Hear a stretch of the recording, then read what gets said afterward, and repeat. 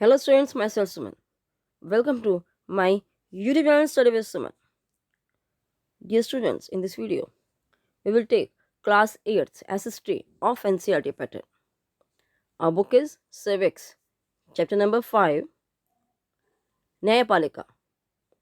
आज का प्रश्न है हमारा, उच्च न्यायालय के प्रशासकीय कार्यों का वर्णन करें.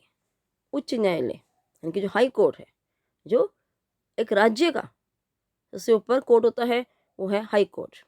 तो उसके प्रशासकीय कार्य हैं जो है, वो जो एडमिनिस्ट्रेटिव वर्क्स हैं, वो क्या क्या हैं.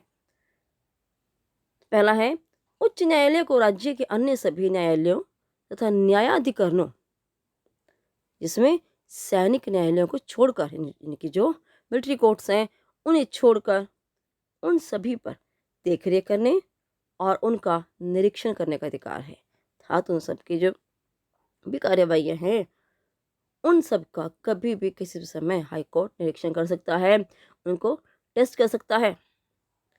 उच्च न्यायालय अपने अधीनस्थ न्यायालय की कार्यवाही के संबंध में नियम आदि बना सकता है. अधीनस्थ जो कोर्ट हाई कोर्ट के अंडर आते हैं, उन कोर्ट्स की कार्यवाही, उनकी जो भी प्रोसीडिंग्स हैं, उन सब के संबंध में नियम बना सकता है और समय अनुसार उसमें परिवर्तन भी कर सकता है. समय आने पर उन नियमों में परिवर्तन कर सकता है भी. कैसे केस होगा, किस किस प्रकार से उस न्यायालय की कार्यवाही होगी. सर्वोच्च न्यायालय अधीनस्थ न्यायालयों को अपना रिकॉर्ड आदि रखने की विधि के बारे में आदेश दे सकता है. विधि यानी कि तरीका, अपना रिकॉर्ड, जो भी रिकॉर्ड है जो अधीनस्थ न्यायालय रखते हैं, उन्हें आदेश दे सकता है. कौन दे सकता है? सर्वोच्च न्यायालय. और उच्च न्यायालय किसी भी अन्य न्यायालय से उसका कोई रिकॉर्ड, कागज पत्र या कोई अन्य वस्तु अपने निरीक्षण के लिए मंगवा सकता है. रिकॉर्ड, कागज पत्र, कोई भी वस्तु निरीक्षण के लिए, इसको चेक करने के लिए मंगवा सकता है हाई कोर्ट.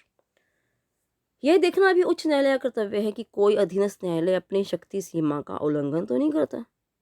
कि जो उसकी सीमाएं हैं, जो उसकी पावर है, क्या वो उस पावर का गलत इस्तेमाल तो नहीं कर रहा, या उस पावर के बाहर काम तो नहीं कर रहा.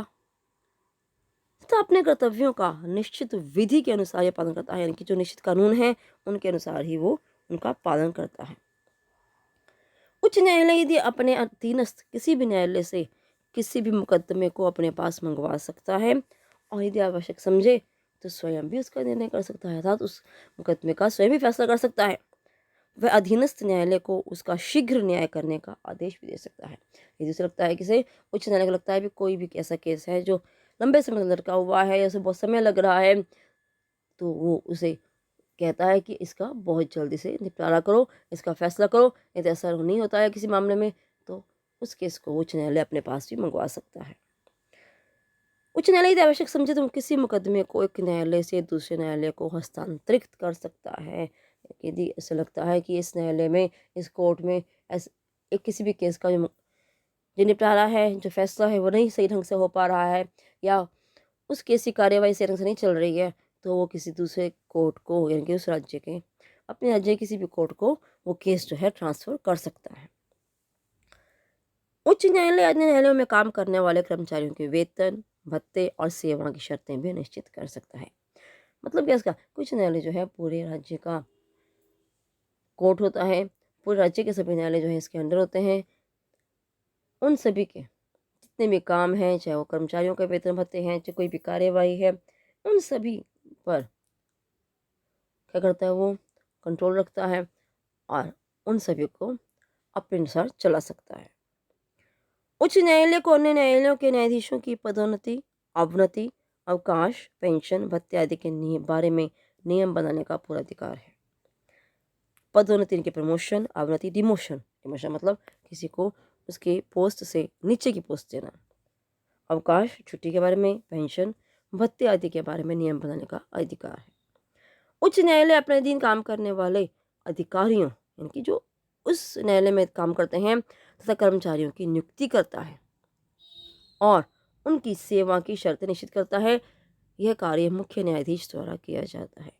सेवा की शर्तें मतलब कितने समय तक कार्य करेगा वो, क्या उसकी अवधि होगी, कितनी उसकी पेंशन होगी, कितनी उसकी सैलरी होगी, जितने भी अधिकारी और कर्मचारी काम करेंगे उच्च न्यायालय के अधीन, उन सभी की नियुक्ति के बारे में, उनकी सेवा की शर्तों के बारे में मुख्य न्यायाधीश फैसला करता है। तो ये क्वेश्चन हमारा यहीं तक।